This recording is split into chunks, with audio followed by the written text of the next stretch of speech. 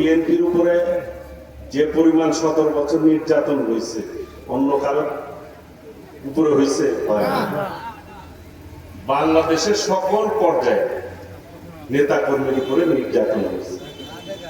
সবচেয়ে নির্যাতিত পরিবার হচ্ছে শহীদ রাষ্ট্রপতি জিয়াউর রহমানের পরিবার, দেশনেত্রী বেগম খালেদা জিয়া এবং মাননীয় প্রধানমন্ত্রী দেশনায়ক তারেক রহমান।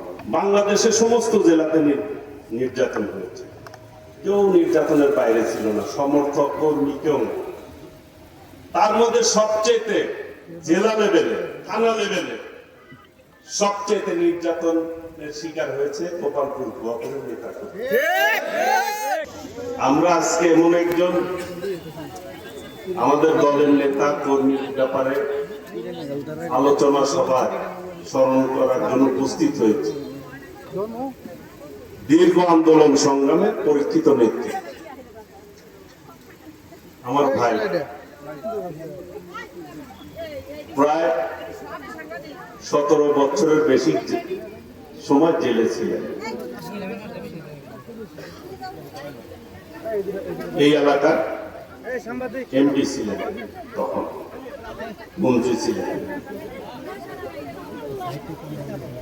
এবং বিএনপি 17 বছর রাষ্ট্রীয় ক্ষমতার বাইরে ছিল। বিগত ফ্যাসিস্ট সরকার সবচেয়ে জুলুম নির্যাতন চালিয়েছে বাংলাদেশে। আমাদের মাননীয় প্রধানমন্ত্রী সহ আমাদের প্রিয় নেত্রী দেশনেত্রী বেগম খালেদা জিয়া আজকে আমাদের মাঝে নেই। তিনি সহ আমাদের নেত্রীর উপরে যে নির্যাতন হয়েছে, নিপীড়ন হয়েছে, এইরকম নির্যাতন কিন্তু বিএনপির উপরে যে পরিমাণ 17 বছর নির্যাতন হয়েছে অন্য কারোর উপরে হয়েছে বাংলাদেশের সকল পর্যায়ে নেতা কর্মীর উপরে নির্যাতন হয়েছে। সবচেয়ে নির্যাতিত পরিবার হচ্ছে শহীদ রাষ্ট্রপতি জিয়াউর রহমানের পরিবার, দেশনেত্রী বেগম খালেদা জিয়া এবং মাননীয় প্রধানমন্ত্রী দেশনায়ক তারেক রহমান পরিবারের। বাংলাদেশের সমস্ত জেলাতে নির্যাতন হয়েছে, কেউ নির্যাতনের বাইরে ছিল না, সমর্থক কর্মী কেউ না। তার মধ্যে সবচেয়ে জেলা লেভেলে, থানা লেভেলে সবচেয়ে নির্যাতনের শিকার হয়েছে গোপালপুর ব্লকের নেতা।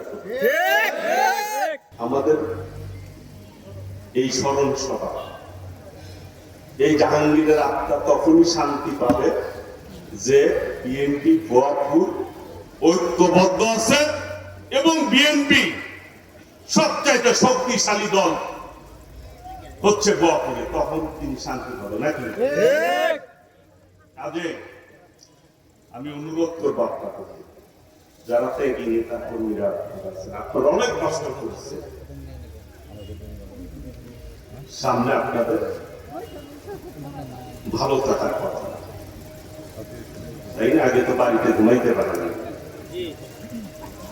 ঠিক বাবা বাজার করতে পারেন, ঈদে ঈদ যাপন করতে পারেন। আমরা যদি কোনো প্রোগ্রামে আসছি, আইসা দাঁড়াইতে পারিনি, সাথে সাথে প্রশাসনের ভাইয়েরা এসে আমাদের পিছনে দাঁড়ায় যেতে